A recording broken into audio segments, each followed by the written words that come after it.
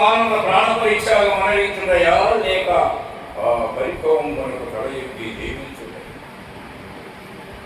సప్త సాగర వేళ ఉదయుత వసంతరా ఉదయములకెల్లా ఏకఛత్రాధిపత్యం వహించి ప్రదీప ప్రజాపన చండ శాసనుడై అలనాడు నాయకుడి రాజన్య చూడమని ఎప్పటికీ హేయముడు దుర్మరణమునకెళ్ళి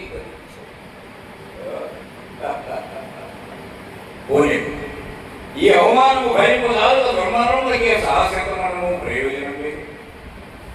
ఏమి అభిమాన ధనులకు సుయోధన సార్వభౌములుగా అవమానం ఆ దుర్జాతి సిద్ధాంతముల లతా విహీనత పరిహసించుగాక నాందరి వారికి అవమానము ప్రదర్శించుడయా. ఓ మహాగజేంద్రము మార్గమును కనుగొంట కుక్క వినిముడు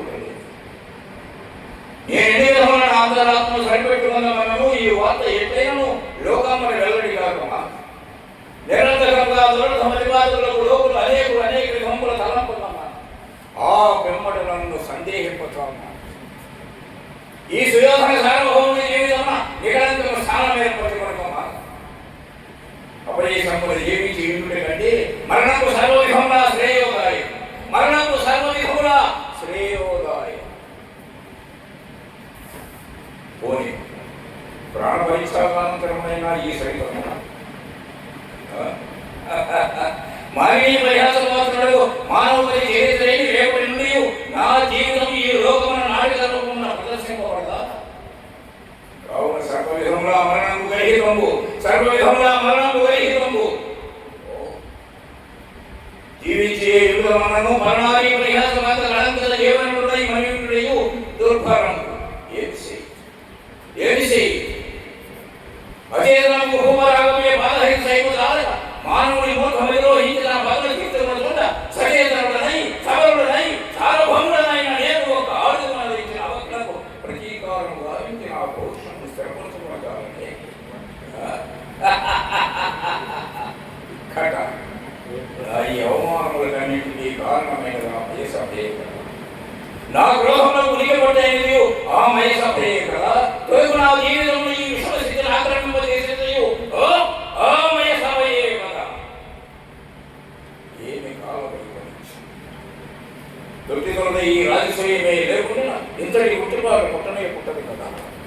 అవును ధర్మజ రాజసూయము దుర్యోధన సార్వభౌముని పుష్పపూర్ణ నిర్మూలనముడు విశ్వాయ సత్కృష్ణమైనది. దురాత్ములు యుక్తాయుక్త పరిజ్ఞాన విహీనులు రాజనీతి పైకులు ప్రపంచ ఆసక్తులకు ఆ పాండవాహకులను విడిపించినంతనే నేనేల ఈ రాజసూయాత్రమును కలుగు ఓహితిపు నాకేలా వాడు వైసభా సంతతి అంకురించేపు నేనేలా అందరూ నిర్వాహ అవాచ్యములకు లోను కావలసి వచ్చింది. ఓ లోనైపు ఆ సమయమున ఆ పాపిష్టి పాంచాలి నిష్కారణంగా నన్నేల పరిహసించవాలి. ఈ స్థితులను బట్టి కూడా నన్ను బంధువులే వంచంపజేయుడై ఆ పాండవాహకుడు ఈ రాజసూయ రాజము నన్ను నిందప్రసపరంకు పిలిపించినట్టు తోచుతుంది. నిశ్చయముగా ఆ దురాత్మని గురుజో సంగతాత్మడే కానితో కేవల స్వభావంలో ఉన్న తత్వరంలో ఉన్న నిరసంగంగా పరీక్షించవాలి. తెలిసి రాజసూయమునకు మూలము ఈ కుటిలోపాయం వైకుండుట నిశ్చయం నిస్సంశయం. ఓ ఎంత మోసము, ఎంత కౌటిల్యము, ఎంత దుండగం.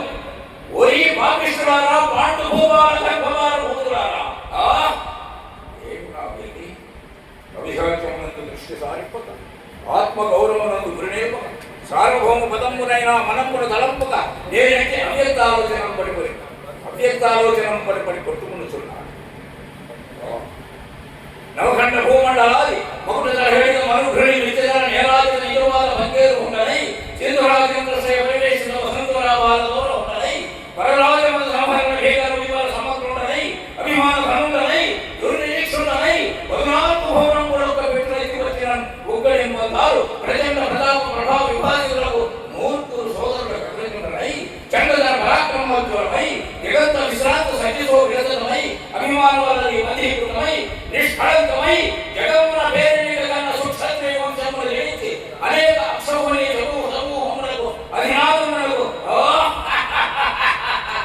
నాకు ఈ ప్రపంచమున ఏది అసాధ్యమో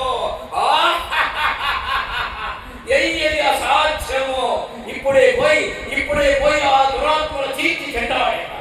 ఆ పురంకు భస్మీకరణముగా ఆ పాపిష్టి రాజ్యాన్ని ఎంచరాని మహా ఆపదల ముంచి వేశాడు.